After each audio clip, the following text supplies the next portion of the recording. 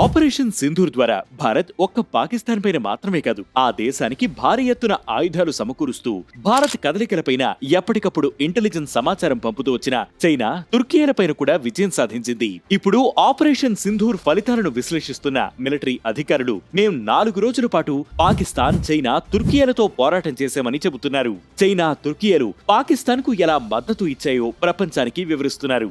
భారత్ మే 7వ తేదీ నుంచి 10వ తేదీ వరకు పాకిస్తాన్ పై దండయాత్ర చేసింది. ఆధునిక యుద్ధ రంగంలోనే ఇది కొత్త చరిత్రను నమోదు చేసింది. మొట్టమొదటిసారిగా బ్రహ్మోస్ మిసైళ్లను రంగంలోకి దించారు. వాటితో పాకిస్తాన్ కమాండ్ కంట్రోల్ సెంటర్లను ధ్వంసం చేయడం వల్ల ఆ దేశం కౌంటర్ ఆపరేషన్లు చేయలేని నిస్సహాయ స్థితిలోకి చేరుకుంది. పాకిస్తాన్ ఉగ్ర స్థావరాలను, కీలకమైన వ్యూహాత్మక ప్రదేశాలను నేలమట్టం చేయడానికి Indian air force Bharat scalp, hammer వంటి ఆధునిక క్రూయిజ్ మిసైళ్లను, అత్యాధునిక ఎయిర్ డిఫెన్స్ వ్యవస్థలను ఉపయోగించింది.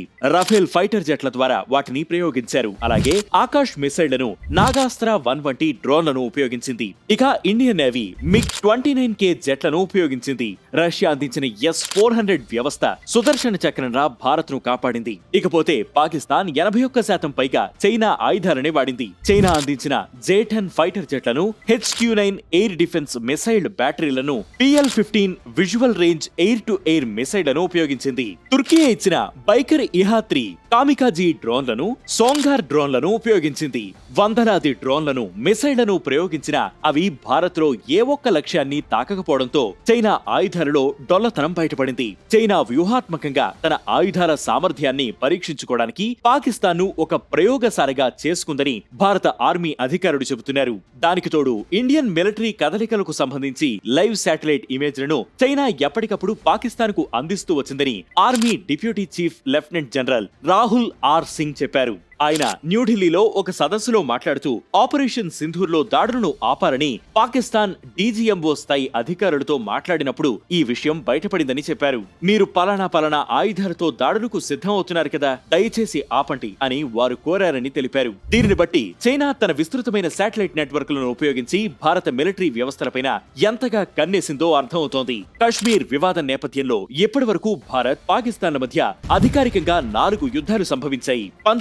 1947లో మొదటిసారి, ఆ తర్వాత 1965, 1971లో, చివరిగా 1999లో సాగిన యుద్ధాల్లో భారత్ ఘన విజయం సాధించింది. 1947లో భారత్ పాకిస్తాన్ విభజన తర్వాత కశ్మీర్ పాలకుడు భారతదేశంలో కలవాలా లేదా పాకిస్తాన్ లో కలవాలా అనేది నిర్ణయించుకోలేకపోయాడు. దీంతో పాకిస్తాన్ గిరిజన దళాలను పంపి కశ్మీర్ ను ఆక్రమించుకోవడానికి ప్రయత్నించింది. దీనికి ప్రతిస్పందనగా భారత్ కూడా తన దళాలను పంపడంతో మొదటిసారి 2 దేశాల మధ్య యుద్ధం ప్రారంభమైంది. 1947 అక్టోబర్ నుంచి 1949 జనవరి 1 వరకు ఈ యుద్ధం సాగింది. ఐక్యరాజ్య సమితి మధ్యవర్తిత్వంతో LOC ఏర్పాటుతో ఈ యుద్ధానికి తెరపడింది. 1965లో ఆపరేషన్ జిబ్రాల్టర్ పేరుతో పాకిస్తాన్ రెండోసారి యుద్ధం చేసింది. రష్యా, అమెరికా జోక్యంతో యుద్ధానికి తెరపడి 2 దేశాల మధ్య తాష్కెంట్ ఒప్పందం జరిగింది. రెండోసారి 2 దేశాల మధ్య 1971లో జరిగిన యుద్ధం వల్ల బంగ్లాదేశ్ అనే కొత్త దేశం ఏర్పాటైంది.